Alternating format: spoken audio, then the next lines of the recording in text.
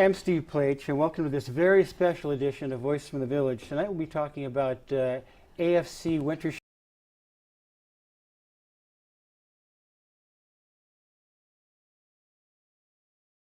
We offer a winter shelter here in Santa Cruz. Historically, it's been at the Armory, and it was administered by Homeless Services Center. This year, and then generally that will run from mid-November until about mid-April, and it really helps to keep safe and warm the many unsheltered folks we have here in Santa Cruz County. This year, Homeless Services Center, because they're reorganizing at some levels, weren't able to assume the administrative burden of that, and so it was left to other organizations in town to put programs together, to put proposals together, and to make sure that kind of shelter still existed this year. And we're really happy to have with us today two of the people who not only created this program, but are helping to make it successful day to day. Welcome John Showalter. John. Thank you. And Debbie Bates. Debbie, welcome to you. Thanks, Steve. This is a terrific program. I have wanted to have a program here at Voices to let the community really get a feeling of what it took to put this together, what is happening, what services are being provided, and what a wonderful service this is for our community, and what a truly community building program it is. John, tell our viewers just a little bit about yourself and how you got kind of into the issue of sheltering and really helping people out. I go to St. John's Episcopal Church in Aptos, and we had a new church built about 9 years ago, and associated that was 2 showers that for 8 years I passed were never used. And I go by, I say, how come we're not using those showers? How come we're not using those showers? And I felt called to involve myself, at least getting those showers going, and that led me to the AFC. And they've been very supportive as I've used my talents on their behalf to help those without homes. Wonderful. And Debbie, you are the shelter program manager, and also are the manager and director of the Faith Community Shelters. I should say that the Association of Faith Communities, for those who don't know, is a group of faith-based communities here, churches in Santa Cruz County, who have come together to minister to people experiencing poverty and people experiencing homelessness. So that's kind of a bit of the background. But tell folks a little bit about yourself and how you really got into this area. Faith Community Shelter is a group of churches that are part of the Association of Faith Communities. And they house 18 to, we can max out at about 20, 21 people. And it's a rotating shelter. We rotate from church to church to church each night. And AFC is the umbrella organization for Faith Community Shelter. And what we end up doing is creating community bridges between the two communities, the faith communities and the homeless community, because we're housed in the churches, and the church folks come and bring dinner and then sit and eat dinner with those that are in our shelter. And what we found is that it normalizes both communities. And so with that model, when the county was asking for requests for proposals for running the winter shelter, we thought this could work. This could work on a large scale. And so we using the model of community building. And so the effort at that point with our proposal was, how do we take something that has been up at the Armory and revision it down in the community? And so we were able to partner with Salvation Army here on Laurel Street in Santa Cruz and the VFW Hall on 7th Avenue. And those are the two community bases. And then we've been able to organize 1,100 people from different churches to come in and provide food for the shelter members. And it's been nothing short of marvelous in terms of those community bridges. Again, it's Faith Community Shelter replicated. And that was our goal at Association of Faith Communities, was to build community. And so we've been thrilled. We hired staff vetted those staff for those that can work with this population. And it's just been and I don't want to necessarily use the word miracle lightly, but the effort of taking something that operated in one realm and moving it to a completely different construct has been We had phenomenal. no assurances. We had nothing but faith when we went to the faith communities of Santa Cruz and said, would you give a week? Would you organize the people in your parish, your temple, would you give a week? That's a lot of weeks to fill. Yeah, it is. And they stepped up. Over 30 have signed up for a week or more. About 1,000 people are volunteering 2-3 hours of their day to come and do this. Well, it's really a wonderful example of how our community continues to respond to need here, and how it reflects the community values of really helping and reaching out and building community. People should realize that this was put together by people who worked very hard in a very short period of time and resulted in a program that's going to run for 129 days that houses 100 plus people, shelters 100 plus people every single night, transports them to and from the locations at Salvation and VFW, provides a full meal at night, provides a breakfast in the morning, does all of these things, and 2 or 3 months before it started, there wasn't this program. And all of a sudden, it was the energy and the belief and the faith, you know, if I might say, of the people in the faith community, and particularly the Association of Faith Communities, who took this on and made it happen and started working with the people of the county. So tell us just a little bit about that. And then I really do want to talk more about the Faith Community Shelter itself, because that's just a wonderful model, and I'm fortunate enough to be involved in that myself. But tell us just a little bit about the negotiations with the county and Rainey Marr and those folks that really kind of got this push forward. Sure. It has really been a collaborative effort between the county, so Rainey Marr, Julie Conway, Tina Scholl at the city, with the city, and HSC, who is our fiscal sponsor. So it's been... With Reb Rebely pulling all it and together. Reb Rebely. Shout out to Roll Rebely, of course. We can't underestimate what his impact has been in terms of moving this forward. Of course, in terms of moving it forward. So that collaboration, and it continues to be. I mean, we're in constant communication with the county, with the city, with the recent rains and the floods. There was a risk of us having to shut down our intake yard where people come and catch the bus.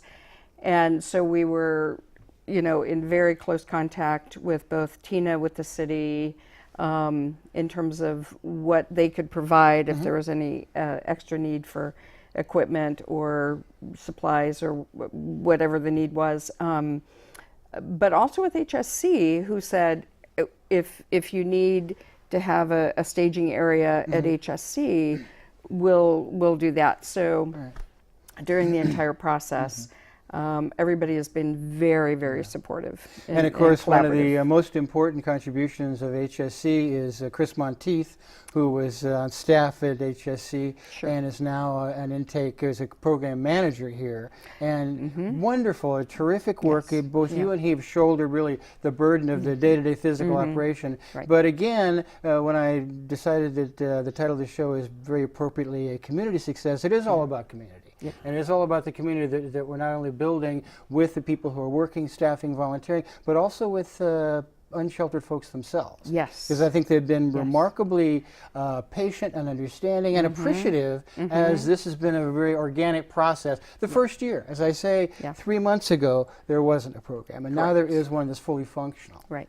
And that was part of our incentive effort and prayer, was to have the folks that were homeless to feel a part of the community.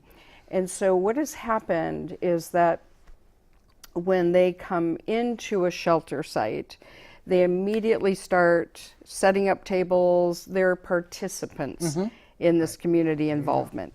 And they recognize that the folks that are coming in to serve, the folks that are housing them, who stop by occasionally and just kind of visit and share what their day's like. They understand that they are part of this community as well, and so they want to make sure that they're putting effort into making this work as well. We've had initially some neighbors of both VFW and Salvation Army that were concerned with these two sites opening themselves up for the homeless. And what we found through communication is that neighbors at VFW and a couple over at Salvation Army have actually stepped in and come to help volunteer. So this is not only just these little enclaves, it's spreading out to the communities and giving a different perspective, for what the homeless population is, and opening some And certainly, John, minds. as a board member of the AFC, you are primarily involved with a lot of the things that happen, that go on, that really made this not only a program that came to fruition in reality, but one that is successful and serves people day to day. The board's participated in this process all the way through.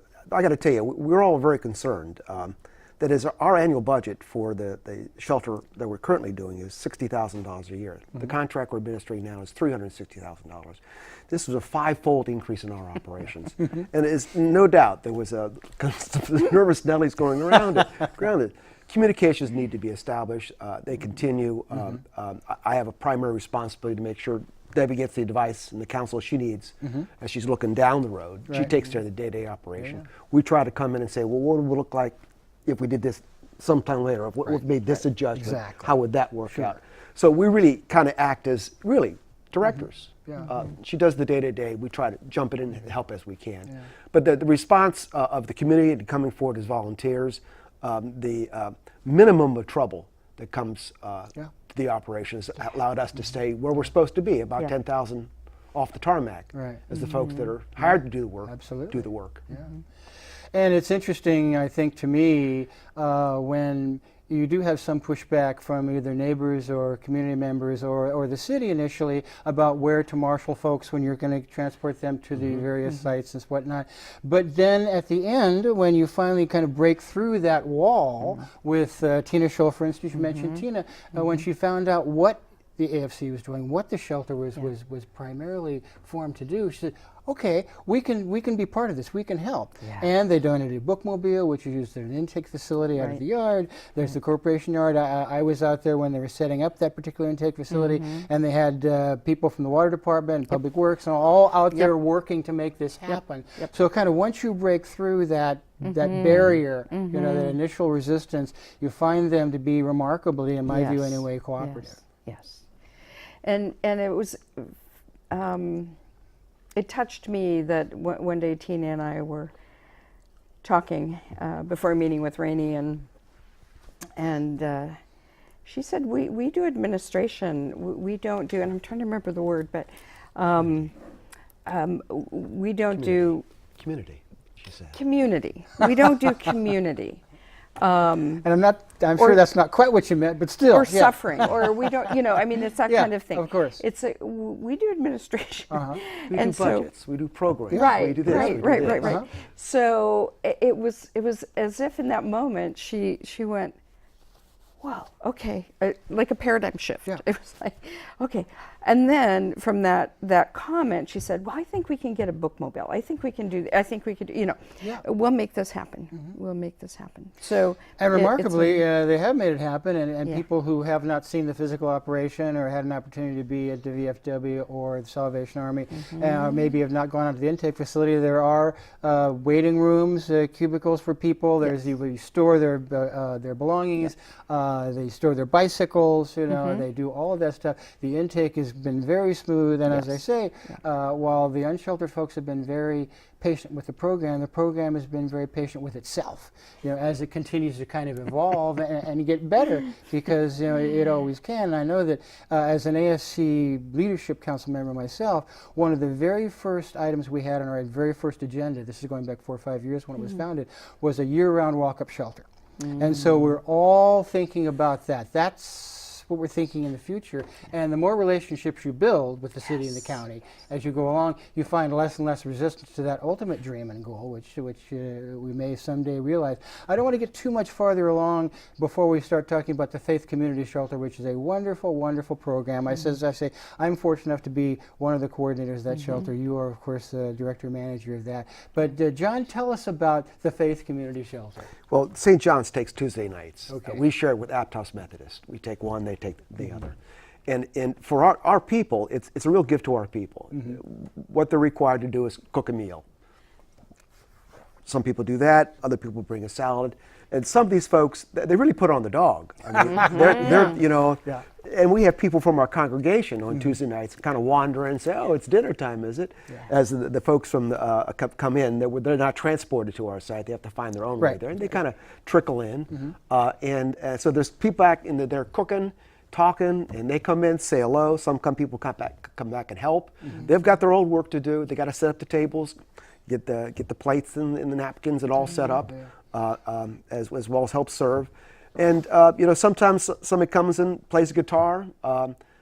There's prayers if people want to avail themselves of that later on in the evening. And it's just general conversation. The cooks serve. They go out, have a meal with our guests, and over time, relationships are built. It's just, how was your day? How'd this go? Last time I talked to you, this was going on in your life. What's going on now? It creates a situation where somebody pointed out to me at the winter shelter. She says, you know, when these people come up, you don't get eye contact.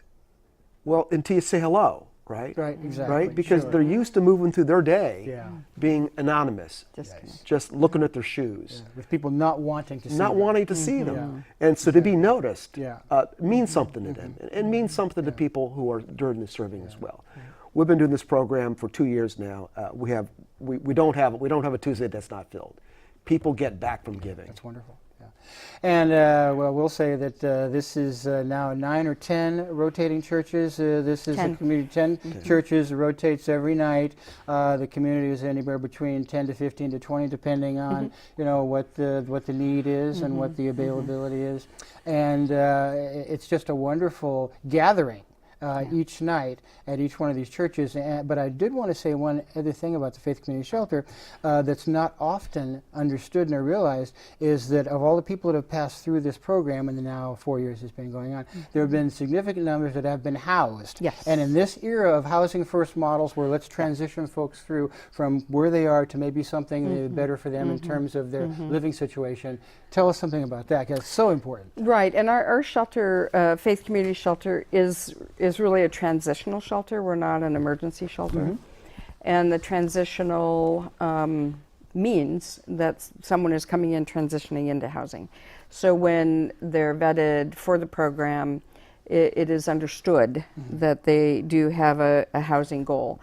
But there's no time frame on, so after 3 months, we don't say, okay, you haven't met your housing goal, you have to be out. So we're willing to work until somebody gets their Section 8 voucher, saves up enough money, because there's several members that are working, saves up enough money for a down payment, and then we can make referrals for, you know, assistance with down payments, first and last rent.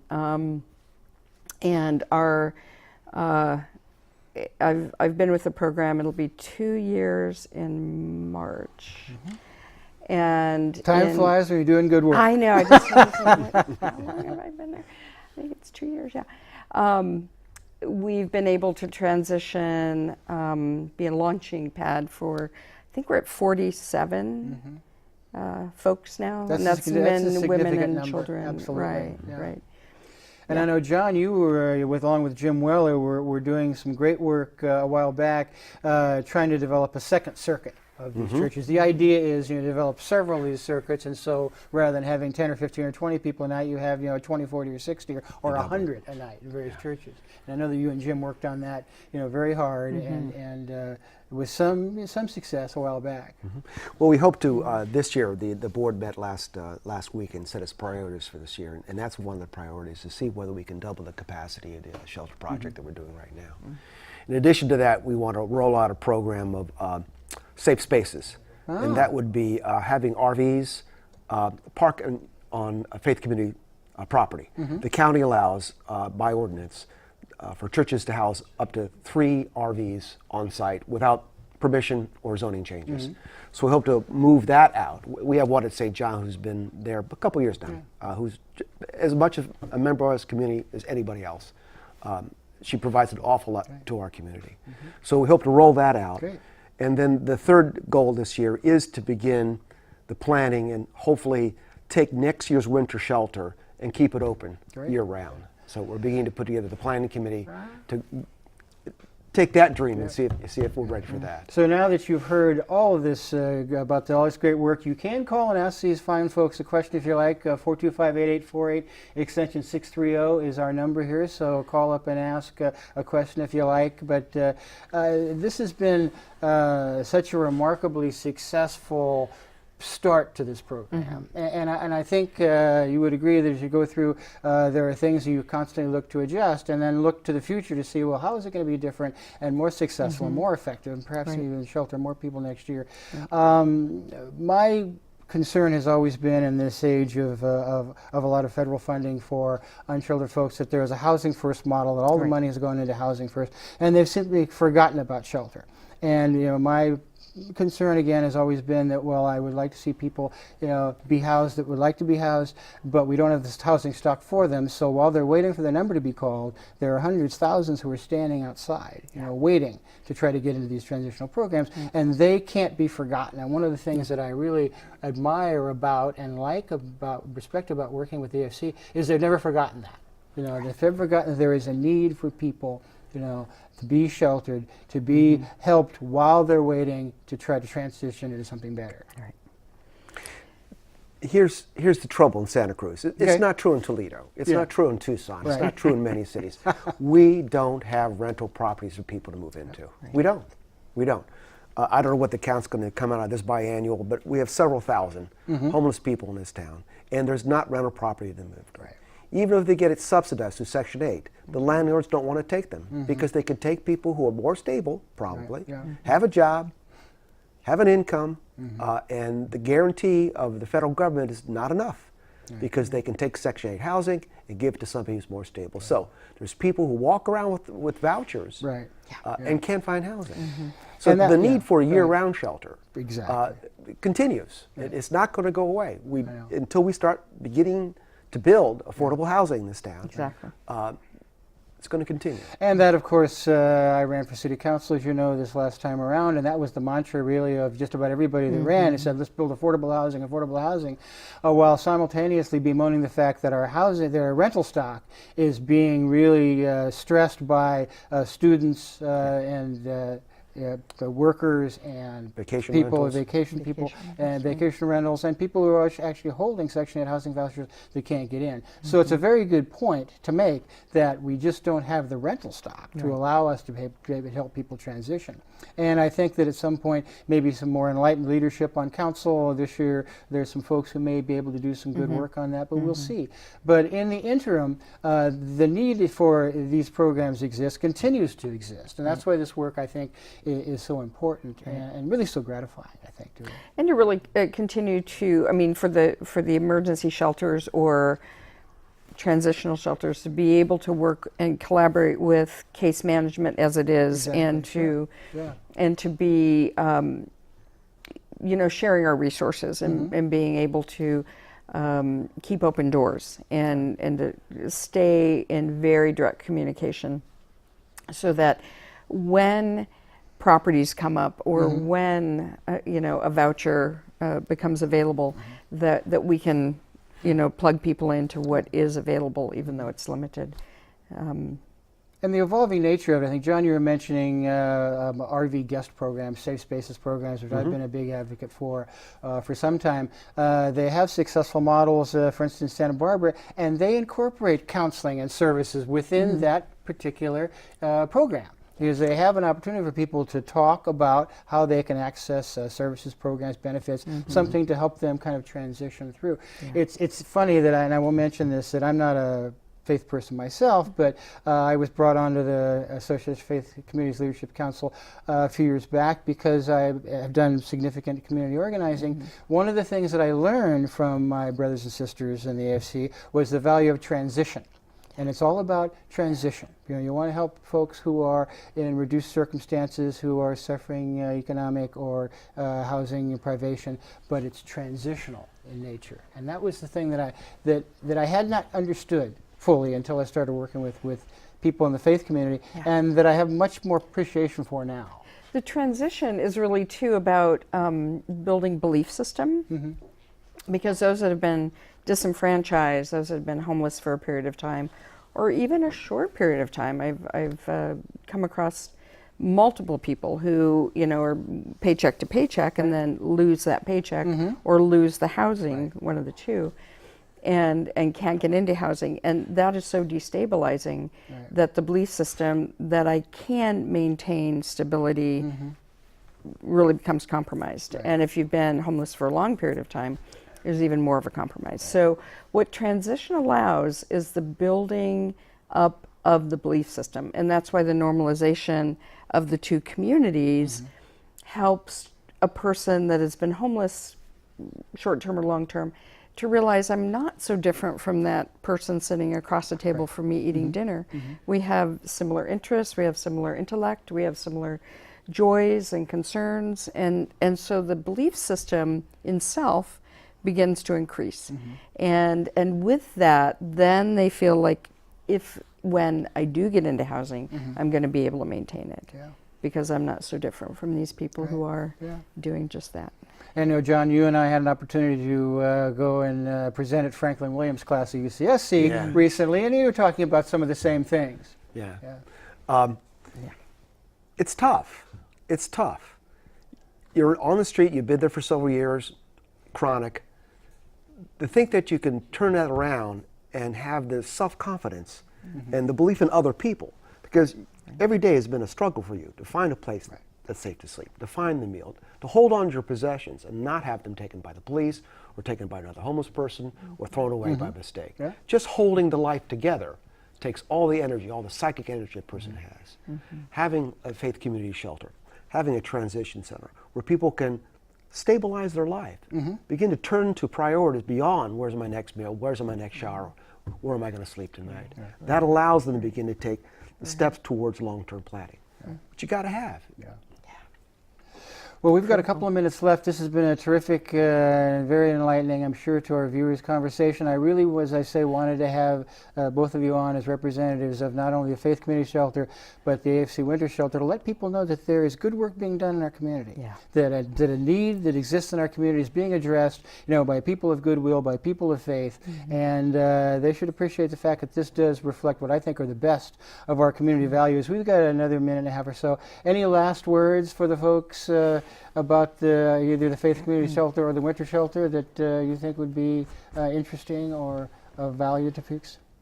Well, I mean, there's always an opportunity for anyone to be compassionate, to be open to those that are relatively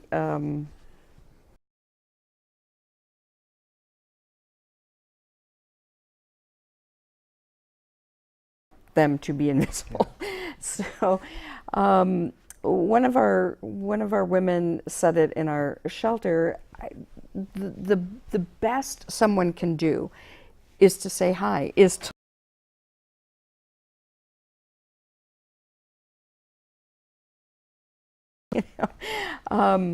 in the eye and say hi. I mean, it's as simple as that.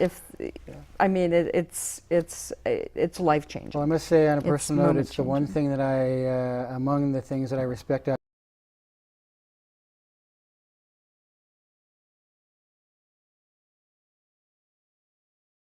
So that is very much appreciated, not only by me, but a lot of people in this community. Yeah, they say that, Amen. the reason we're so scared about this is that we're a That's lot right. closer to being poor than That's we are right. to being rich. That's right. Anyway, That's John Showalter, thank you so much for being my here. pleasure. Thank you for Thank all you, your great Steve. work.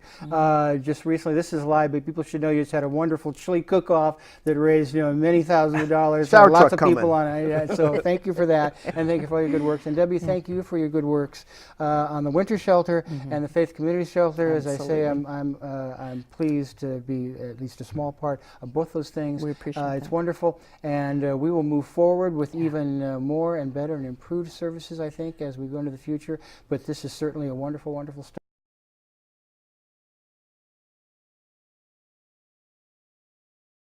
Couple of weeks and we'll have another show where we're talking about other important issues in the community. I've been Steve Plage, so until next time, good night. Yeah. No,